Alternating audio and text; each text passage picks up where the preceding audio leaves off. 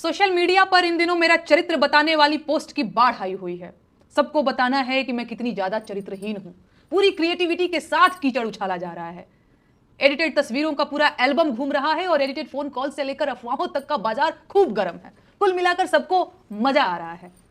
Interesting बात यह है कि यह सब काम देशभक्ति के नाम पर हो रहा है और मुझे गालियां देकर लोग झटपट देशभक्त बन जा रहे हैं। अगर मैं इस प्रोसेस को न समझ रही होती तो मैं जरूर परेशान हो जाती, कमजोर पड़ जाती, टूट जाती।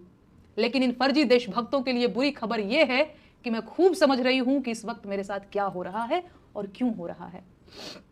मैं इस सरकार से सवाल पूछ रही हूं, लेकिन सरकार के पास मेरे सवालों का कोई जवाब नहीं है, तो बदले में मुझे गालियां दिलवाई जा रही हैं। सवाल पूछने वाली लड़कियों को रोकने का सबसे आसान तरीका यही तो है, उनके चरित्र पर सवाल उठा दो। बेचारी डर जाएंगी। न डरे तो वैश्या बोल दो, उनके घर वाले डर जाएंगे और उन्हें चुप करा देंगे। फिर भी ना माने तो देशद्रोही और गद्दार बोल दो, FIR दर्ज करा दो, जेल का डर दिखा दो। ये लोग इतने कायर हैं कि सवाल पूछने वाली एक लड़की को बर्दाश्त नहीं कर पा रहे हैं। पूरी IT सेल की फौज लगा रखी है। मेरा फोन नंबर तक वायरल कर दिया गया है। डेली सैकड़ों फोन कॉल्स आ रहे हैं और ये सब सिर्फ इसलिए कि मेरा हौसला टूट जाए। मुझे गालियां देने वाले लोग कोई और लोग नहीं हैं। ये वही लोग हैं जिन्होंने सावित्रीबाई फुले के ऊपर कीचड़ फेंका था। ये वही लोग हैं जिन्होंने सुकरात को जहर का प्याला देकर मार दिया था। ये वही लोग हैं जिन्होंने ब्रूनो को सच बोलने के लिए जिंदा जला दिया था। ये वही लोग हैं जिन्होंने मीराबाई राठौर को जहर देकर मारने की कोशिश की थी। ये वही लोग हैं जिन्होंने माता सीता को अग्नि परीक्षा देने के लिए मजबूर कर दिया था।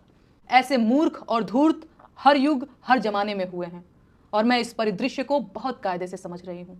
इस जमाने के मूर्ख और धूर्त मुझे चाहे जितना अपमानित करें, प्रताड़ित करें, मैं हारने वाली नहीं हूं।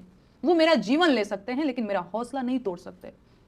सुकरात अगर जहर का प्याला न पीता तो मर चुका होता, पर सुकरात आज भी इसीलिए जिंदा है क्योंकि उसने झूठ बोलने के बदले जहर पीना स्वीकार किया। मैं इस देश के लोकतंत्र को बचाने की लड़ाई लड़ रही हूं। आम जनता के उन मुद्दों की लड़ाई लड़ रही हूं जिन्हें सरकार में बैठे लोगों ने पीछे धकेल दिया है। इस देश की जनता को रोजगार चाहिए सर, महंगाई से छुटकारा चाहिए, अच्छे स्कूल और अच्छे अस्पताल चाहिए, अस्पतालों में डॉक्टर और स्कूलों में शिक्षक चाहिए। आम जनता को हिंदू मुसलमान और मंदिर मस्जिद के झगड़े नहीं चाहिए। लेकिन इस सरकार ने आम जनता को सिवाय झगड़ों के और कुछ नहीं दिया है। सरकार इस देश को कमजोर कर रही है और मैं ये होने नहीं दूंगी। ये देश इस सरकार की जागीर नहीं है और प्रधानमंत्री देश के मालिक नहीं है। मैं ये बात 1000 बार बोलूंगी, फिर चाहे इसके लिए मुझे जहर का प्याला ही क्यों न पीना पड़े। इस देश के हाकिम को पता होना चाहिए कि मैं सिकंदर लोदी से नहीं डरती हूँ। बाकी इस देश के महिला आयोग से मुझे कोई शिकायत नहीं है। आपकी मजबूरी मैं समझ सकती हूँ। भाजपा के नेता महिलाओं पर जिस मुखरता से बयान दे रहे हैं उसे देखकर मैं आपकी हालत का अंदाजा लगा पा रही हूं। तो आप लोग अपना ख्याल रखिए। नमस्ते जीत जी।